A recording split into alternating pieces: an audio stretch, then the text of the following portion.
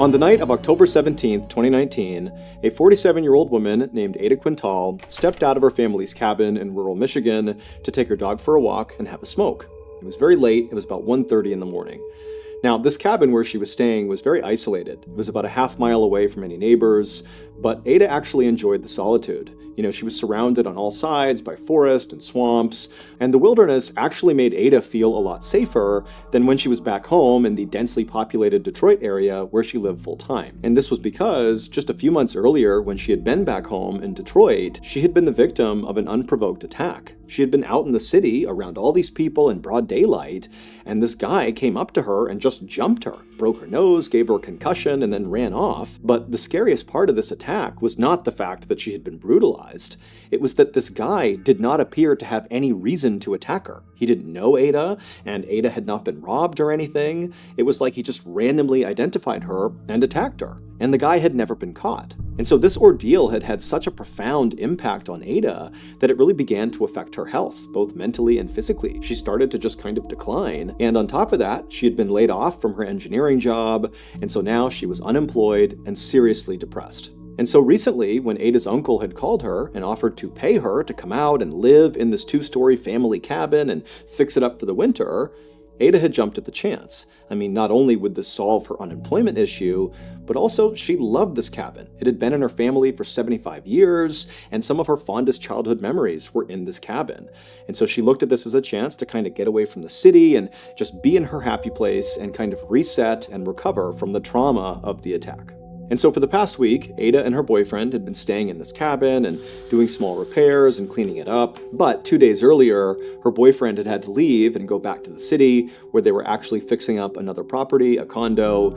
And so now it was just Ada and her dog. But that was totally fine with Ada. She liked being out here by herself, so this was no big deal. But tonight, she was feeling frustrated because she couldn't sleep. About an hour earlier, she had taken a pill to help her sleep, but so far it hadn't worked, and so she was feeling kind of wired and anxious, and so she had decided to go on a walk with her dog in hopes that that would clear her mind and allow her to finally get some rest. Now, these roads that surrounded this cabin were kind of small and zigzaggy, and there weren't any street lights. I mean, this is not exactly a good place to go for a nighttime walk. But Ada knew this place like the back of her hand, and she also carried a 9mm pistol in her pocket, just for protection. And so after walking for a few minutes down one of these dark winding roads, Ada's dog stopped to relieve himself on a bush. So as the dog was going to the bathroom, Ada just casually smoked and waited.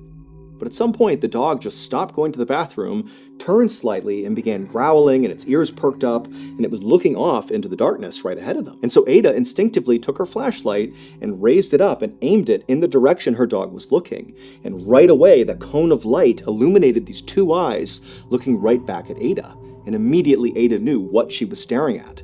It was a mountain lion. And so doing her best to stay calm, Ada slowly reached into her pocket to pull out her gun, but before pulling it out, the 2 eyes blinked shut, and then she heard it kind of turn and run off into the forest. It was gone. Once Ada was sure the mountain lion really was gone, she breathed a sigh of relief, and then very quickly tugged on her dog's leash. They turned around, and she hustled back towards the cabin. When Ada reached her cabin, which was all lit up because she had left all the lights on before she had left, she jumped up the front steps, she opened up the door, she went inside with her dog, and after letting her dog off the leash, she shut and locked the door.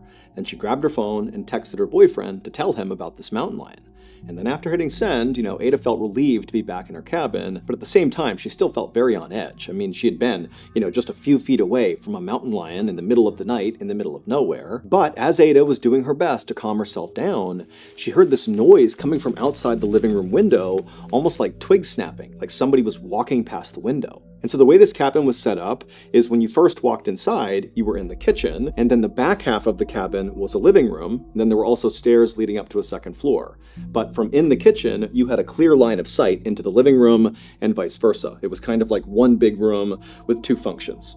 And so from where Ada was standing in the kitchen, she could clearly see the window in the living room where this noise had kind of come through.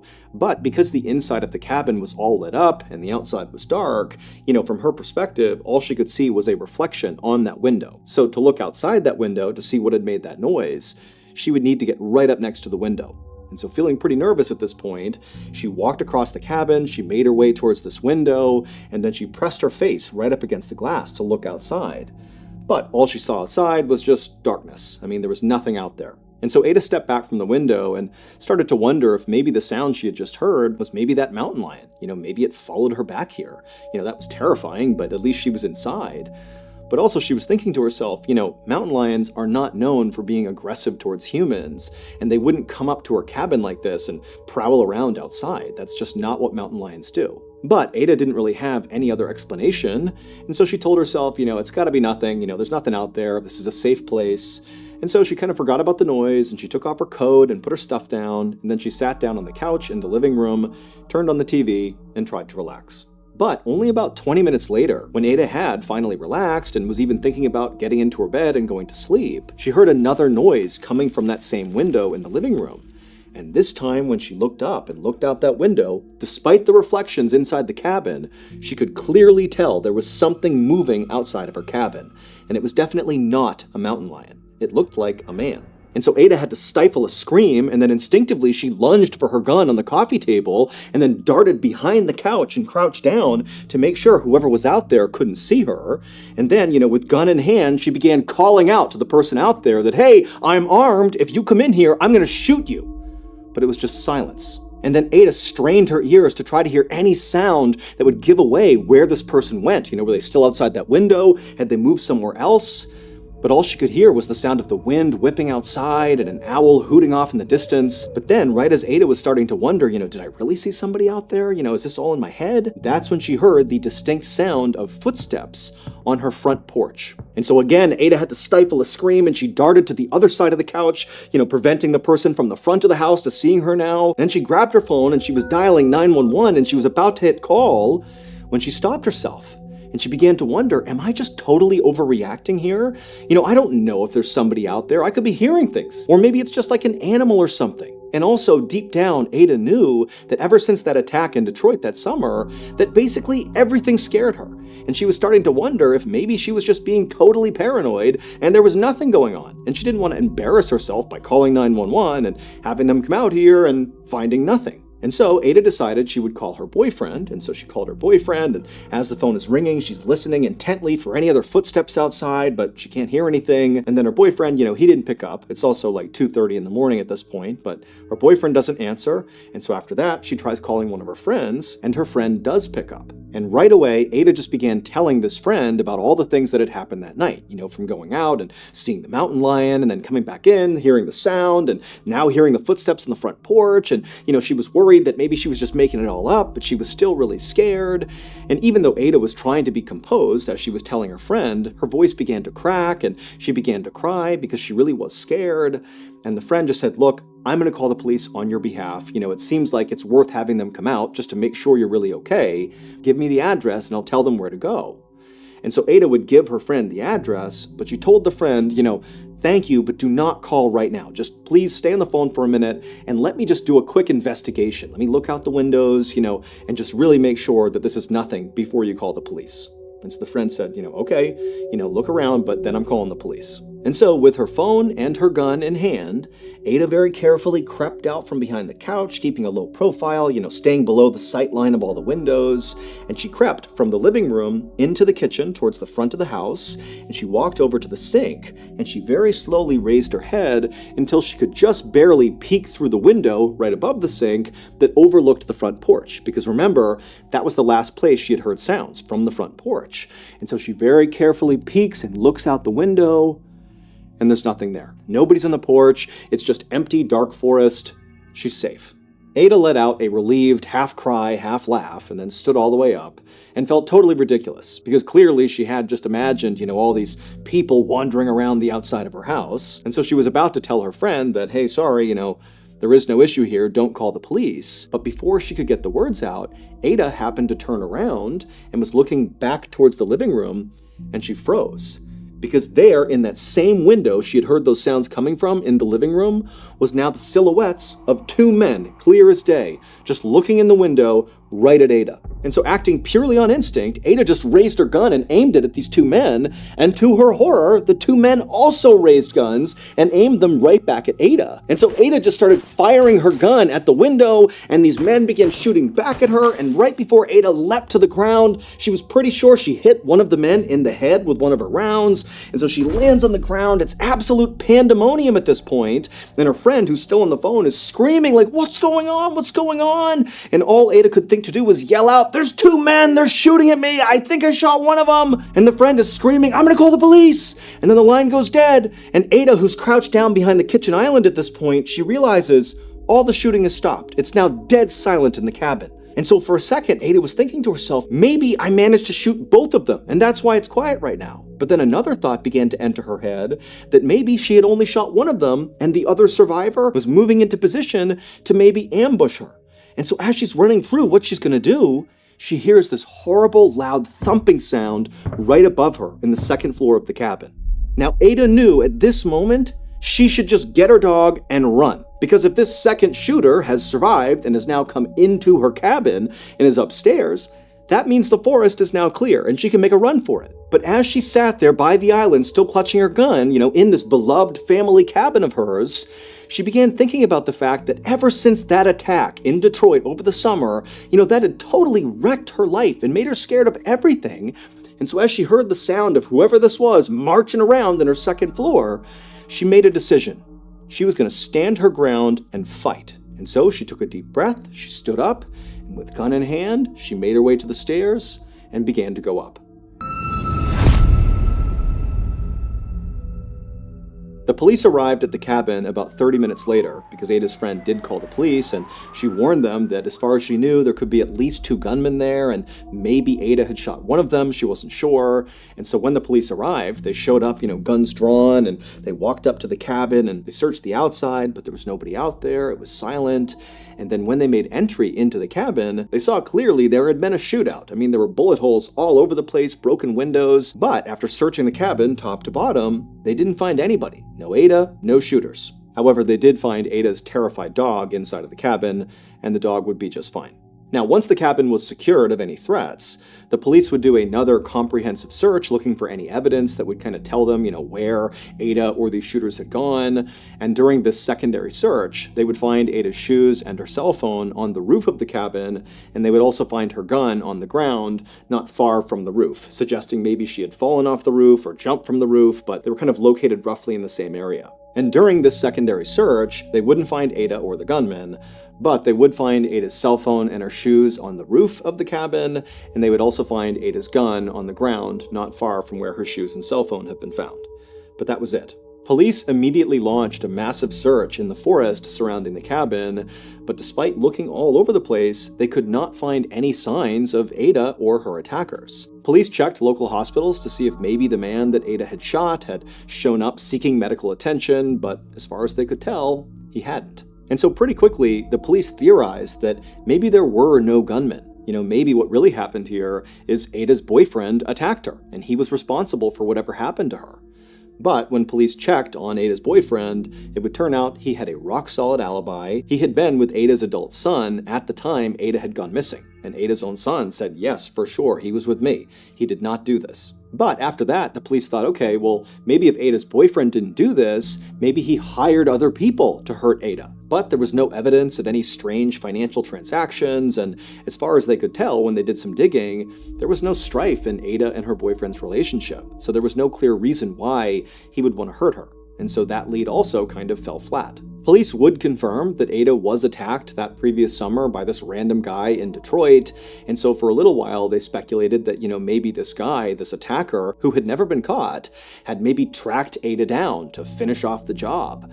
But that seemed so far-fetched and just unlikely that that basically was shut down as well. And as the days passed, the evidence that was coming in only made the case more confusing. For example, there were all these bullets fired during this big shootout in the cabin, and when they examined the actual bullets they extracted from the walls and the floor and the ceiling, they were all from Ada's gun.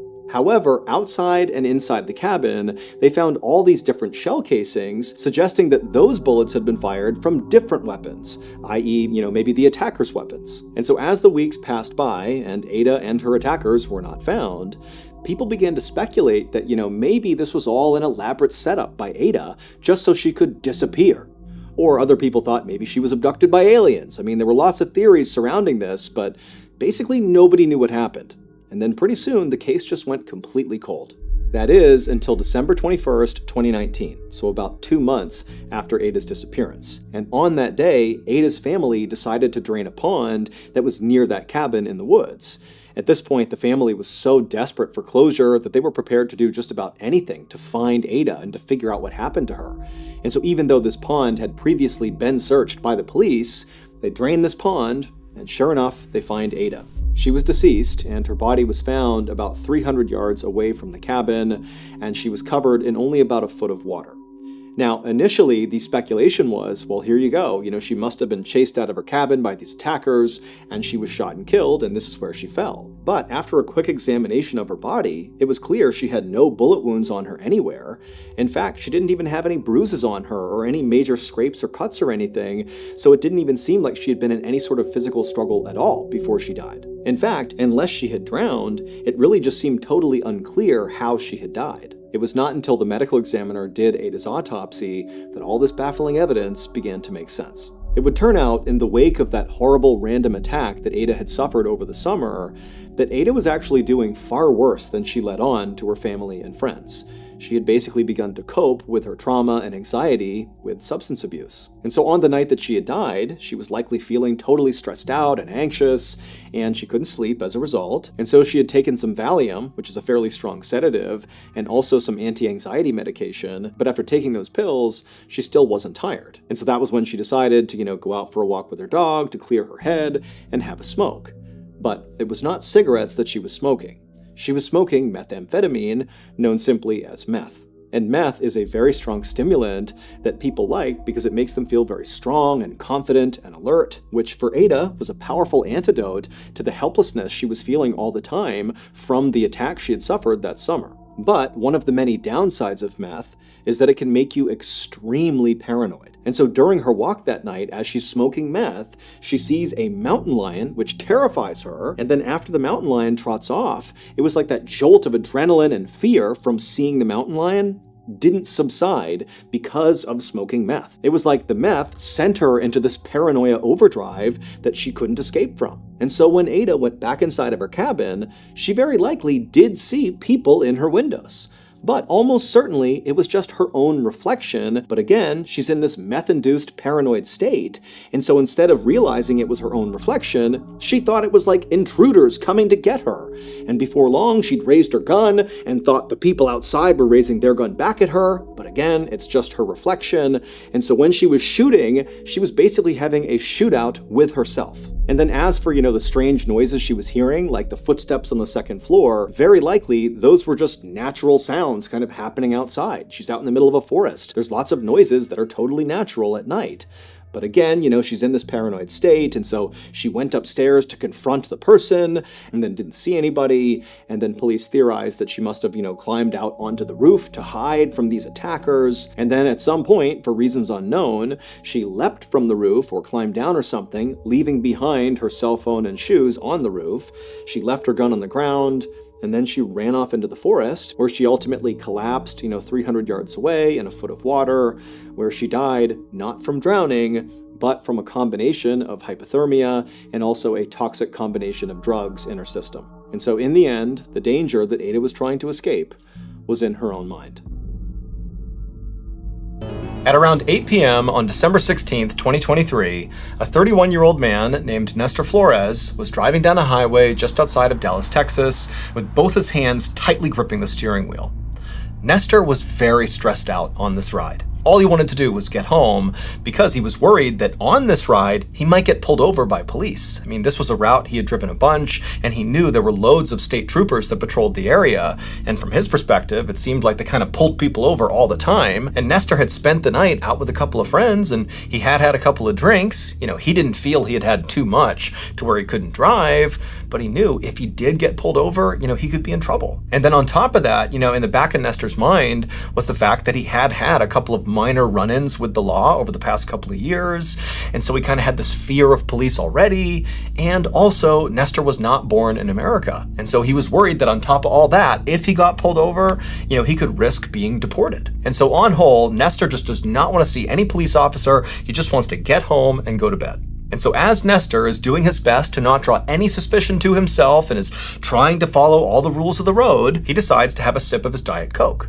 And his Diet Coke was right in the middle console. And so as he's driving eyes straight ahead, he reaches down and he grabs the Coke, he pulls it up, he uncaps it, takes a sip. But then as he puts the drink back down, again, he's keeping his eyes on the road, he hits something with the drink. And he feels the drink slosh out of his cup and it hits his hand. And instinctively, he took his eyes off the road and looked down at the Coke, and he managed to put the drink back in its cup holder. And then when he brought his eyes back to the road, there was a deer in the middle of the road. He was too close to swerve out of the way, and so at full speed he smashes into this deer. The deer hits his front windshield and basically caves in the passenger side windshield and flips up and over the back of his car. And Nestor amazingly was composed enough to not swerve wildly post-impact, because he knew if he did that he could run into oncoming traffic or something. And so he just kept on going straight and gradually slowed down and pulled off the side of the road. And as he did, he looked over his shoulder, seeing if this deer was basically lying in the road, or even worse, maybe it hit some other car. But when he looked over his shoulder, the road was clear. There was no deer. Now, even though Nestor was obviously very shaken up at this point, he just had this horrible car accident with this deer, and he's already on edge about getting pulled over by police. But for the moment, it was just peaceful on the highway. No cops were coming up to him, and he's pulled over to the side. Physically he was okay. It seemed like the deer was okay. It clearly ran off the road or something. And there was damage to his car. The deer really smashed in the front of his car, and the windshield, especially on the passenger side, was basically caved in. But Nestor was able to see through his side of the windshield, and when he put the car back in drive and hit the gas, the car seemed to drive just fine.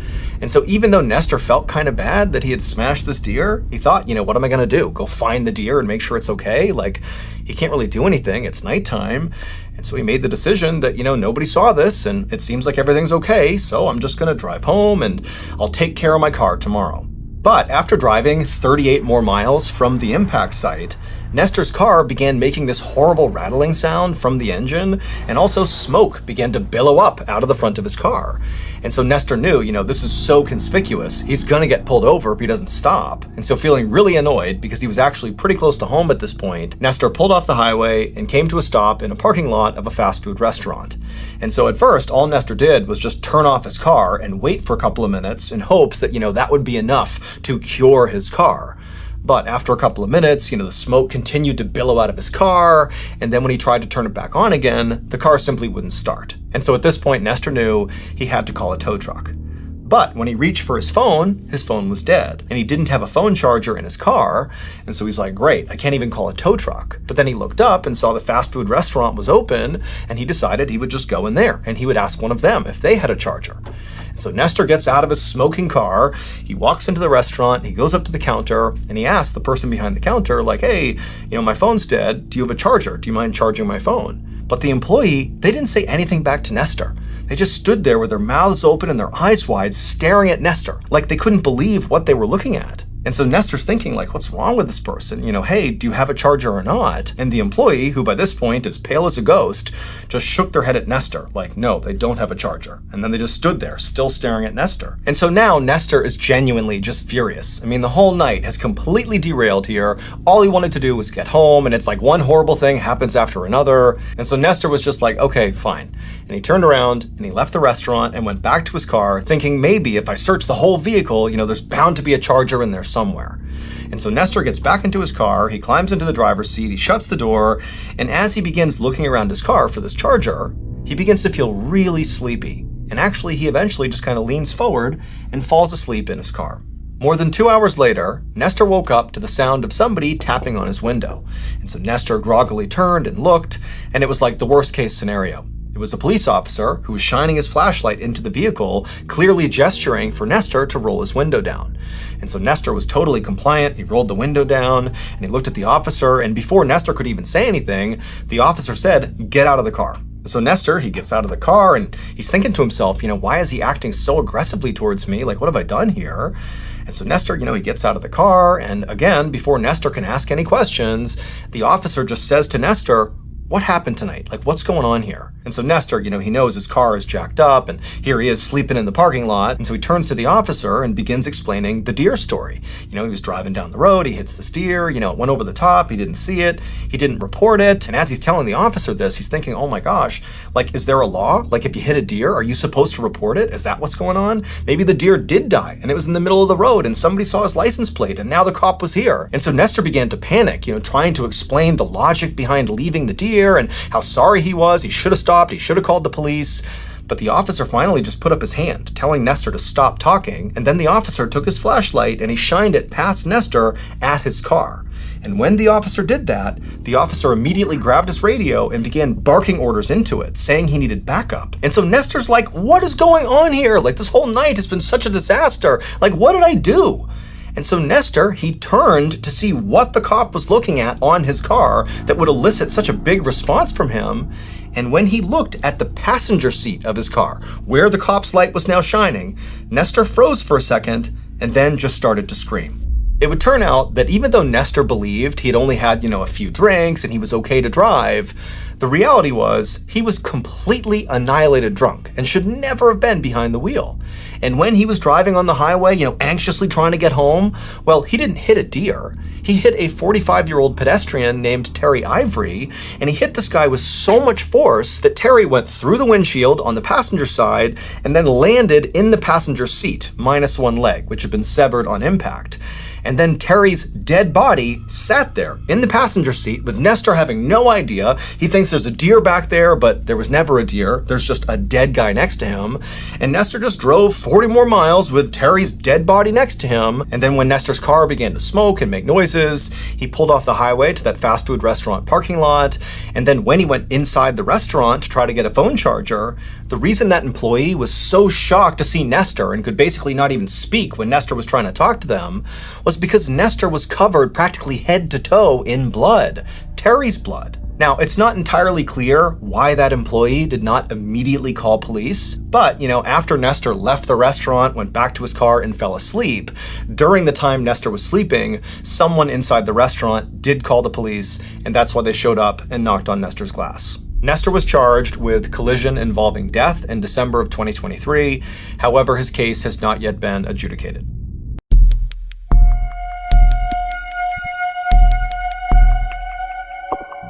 On the evening of August 1st, 2015, a 20-year-old man named Fraser Baloyi walked alone down a main road toward his village in the South African province of Limpopo.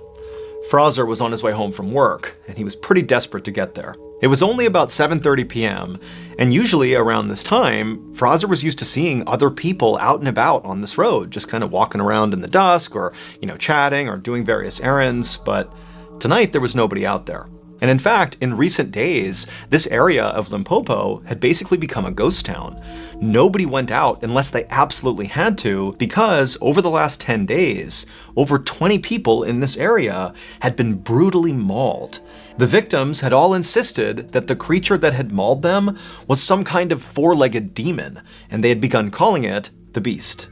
Now, Fraser considered himself a pretty level-headed person who did not necessarily buy into the hype around this beast. He figured it was very likely just a dog. But still, he didn't want to get attacked, and so as he walked down this vacant road, he periodically looked over his shoulder just to make sure no dog was following him. As Fraser continued to walk along, he looked up and saw the huge forest fire that was raging on a mountain miles and miles off in the distance.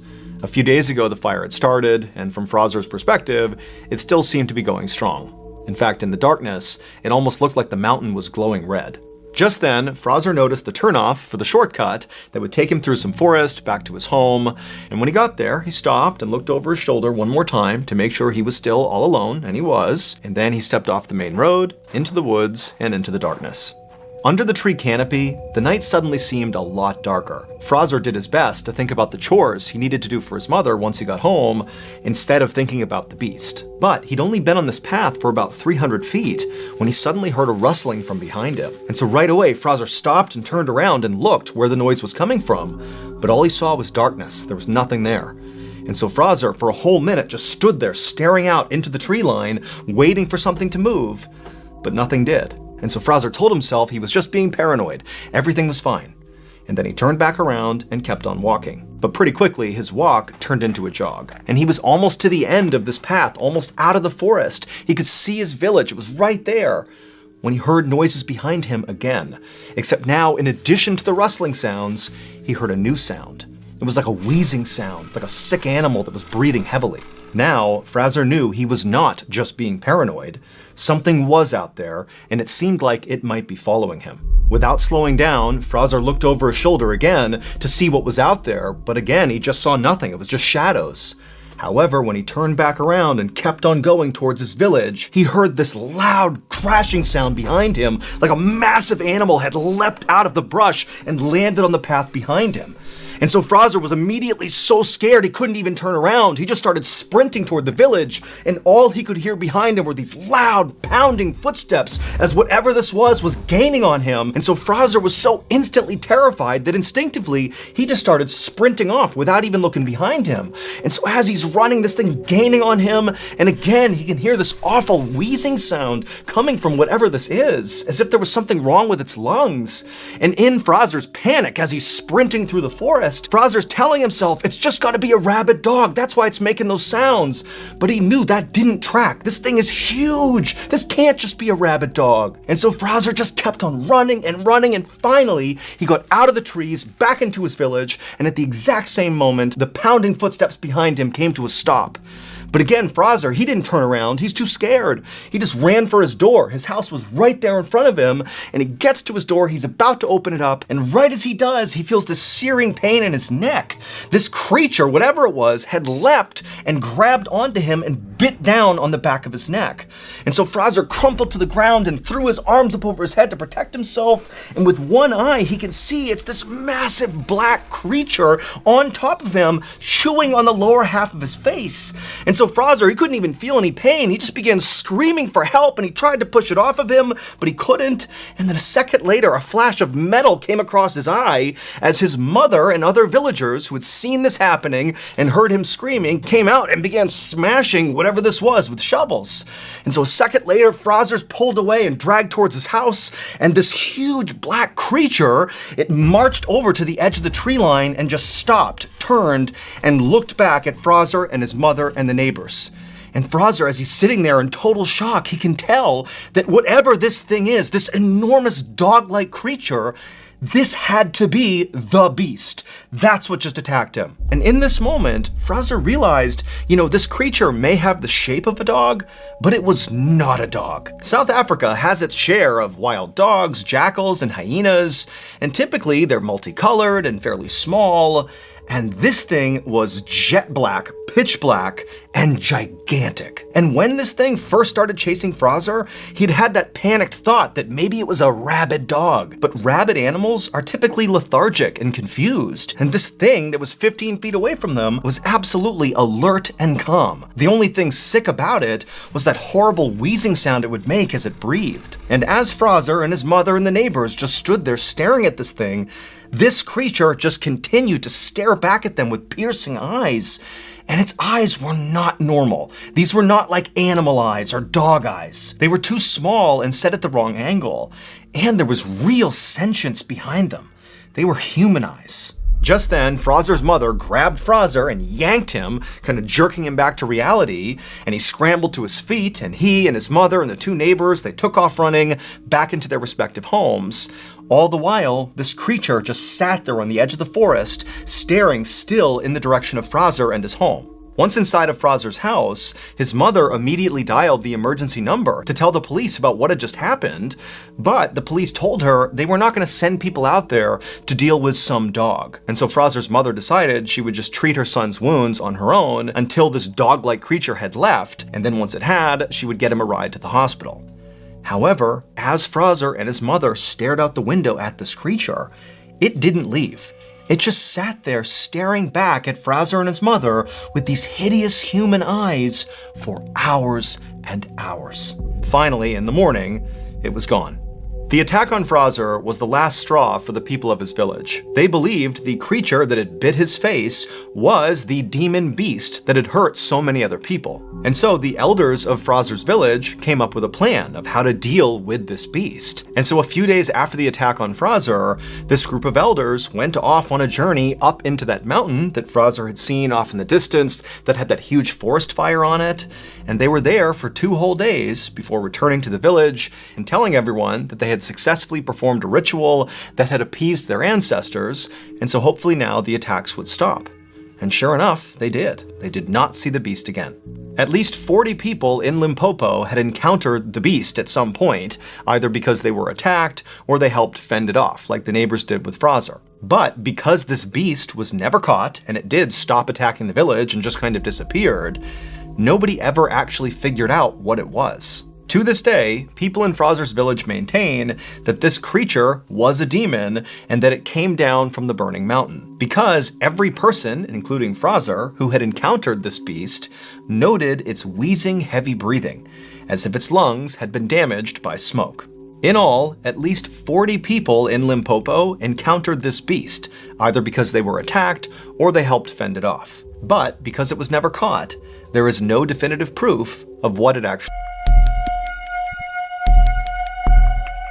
On the afternoon of December 15th, 1997, a brand new mother named Luz Cuevas sat on her couch in her little apartment in Philadelphia, Pennsylvania, cradling her beautiful 10-day-old baby girl who she had named Delamar Vera. And in the room with Luz and her daughter were some members of Luz's extended family who had come over to meet the baby. And so for about an hour, the family all took turns, holding the baby and complimenting how cute her little dimples looked. And then eventually the baby started to get fussy, at which point Luz said she was going to take her upstairs and put her to bed. And so Luz brought Delamar upstairs to her nursery, and she put the baby down in her crib, and she stayed with her for a bit until Delamar finally had kind of dozed off to sleep. And so after being sure that her daughter wasn't going to stir, Luz got up and she began making her way towards the door, and right before she left, she made sure to plug in the space heater for her daughter's room to make sure it would stay warm enough while her daughter slept. And then after that, she left the room, shut the nursery door, and went back downstairs to rejoin her family. Luz's family didn't stick around much longer after Luz came downstairs, and after they were all gone, Luz realized she was totally exhausted and her daughter was still fast asleep upstairs, and so Luz decided she would also lie down and try to take a nap herself. But as soon as she closed her eyes, she heard this loud thud sound coming from the second floor, and it sounded like something really heavy had smashed into the ground, and she's thinking, her daughter's up there. Could that be her daughter somehow falling out of the crib or something? And so Luz jumped up, sprinted upstairs, and as she looked down the hall, she could clearly see there was black smoke billowing out of her daughter's nursery. And so Luz charges down the hall, she opens up the door, and she looks into her daughter's room, and it's completely engulfed in flames. Everything is on fire, but it's her baby girl in there, and so without any hesitation, Luz charges into the inferno. But when she gets up to the crib, the crib is so completely on fire that when she looks in, she can't even see her daughter. And so in a craze, she begins looking around the room, thinking maybe my daughter did fall out of the crib, and she's somewhere else in the room, but everything is on fire. She can't see anything. And so as Luz is literally catching on fire and breathing in all the smoke, she's screaming for her daughter. And then a couple of minutes later, firefighters burst into the door and they literally drag Luz out of the nursery. She hasn't found her daughter. She's screaming, where's my baby? But the firefighters, they bring her outside, and just a couple of minutes later, they were able to extinguish this blaze. And after they came out of the house again, they found Luz, who had all these terrible burns in her body, and she's totally messed up from this fire. And they tell her that unfortunately, her daughter was dead. After Delamar's death, Luz's life completely fell apart. The grief was so immense. It was like she could no longer function in society. She actually retracted from the world, stopped interacting with people, didn't see her family. She wound up getting a divorce from her husband just over the grief and the sadness of losing this child. It was like her life basically ended when her daughter's life ended. But on top of that, Luce also felt this incredible sense of guilt because after the fire, the investigators told her that the cause of the fire, although not conclusive, was very likely from that space heater she had plugged in right before she had left the room. And so of course, Luce is feeling this incredible burden for having potentially killed her daughter, but also she just began to obsess over the details because again, it wasn't conclusive that it was the space heater. That was their best guess as to what caused the fire. And so Luce began to wonder, was it something else? Was it preventable? What was it? Basically, Luce became completely obsessed with what happened to her daughter. It was like the only thing she ever thought of for years. Fast forward to January 24th, 2004, so 6 years after the fire. And on this day, Luce was invited to a family party. There was a get-together, and, Luce basically never went to any family function or really left her house much at all. But for some reason, on this day, she decided to go out. And so she goes to this party, and when she gets there, remember, Luce has basically been a recluse for the past 6 years. And so she's not going to immediately start socializing. And so instead, she just goes in the house and kind of finds a spot in the back, kind of away from everybody else who's chatting, and just stands there, kind of people watching. And as she's doing that, something catches her attention off to the side. And when she turns to look at it and sees what it is, she immediately just freezes. 3 days later, Luce walked into the office of a local state legislator, and after saying hello, she sat down, reached into her purse, and pulled out a little plastic bag that contained a folded up napkin. And she slid it across the table to the legislator. And so he picked up the bag and stared at it inquisitively as Luce dove into this wild explanation about what was in this bag and why she was here. And at the end of this totally off-the-wall, insane-sounding story, the legislator was left just kind of staring at Luce and looking back at the bag in total shock. And then finally, after a couple of moments of silence, the legislator just said, "Okay, yeah, I'll see what I can do." It would turn out the fire was not caused by the space heater that Luce had plugged in right before she left her daughter's room. Instead, police believe after Luce came downstairs and tried to take a nap, somebody broke into her apartment, went into the nursery, and set the fire on purpose, but not before abducting the baby. And that person was one of Luce's own family members who had been at her apartment that day celebrating the birth of Delamar Vera. It was Luce's husband's cousin, Carolyn Correa.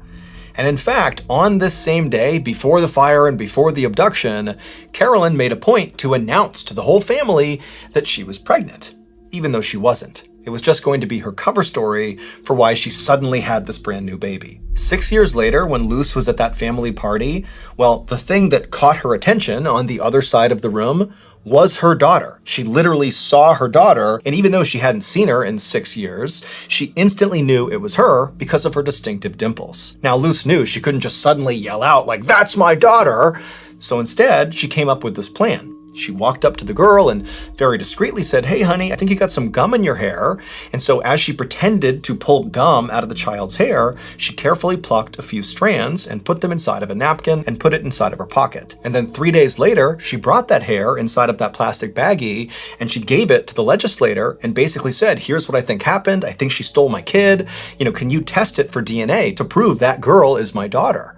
And the legislator was like, "Okay, I'll give it a shot." And lo and behold, that hair would prove that girl at the party was her daughter. She did not die in that fire. Carolyn Correa was sentenced to 9 to 30 years in prison for abduction. She originally had an arson charge against her as well, but investigators could not actually prove how the fire started, and so they ultimately dropped those charges. Officials also launched an inquiry into how the fire department had handled the original investigation, because Luce had tried to convince fire officials that, maybe her daughter had not died in the blaze, maybe she was just missing, because when Luce went into the nursery, she claimed she couldn't even find her daughter, but investigators had told her that the fire had burned so hot that basically her daughter had been totally incinerated, and that's why she couldn't find her. In the end, though, because of her refusal to ever give up, Luce was ultimately reunited with her daughter, Delamar.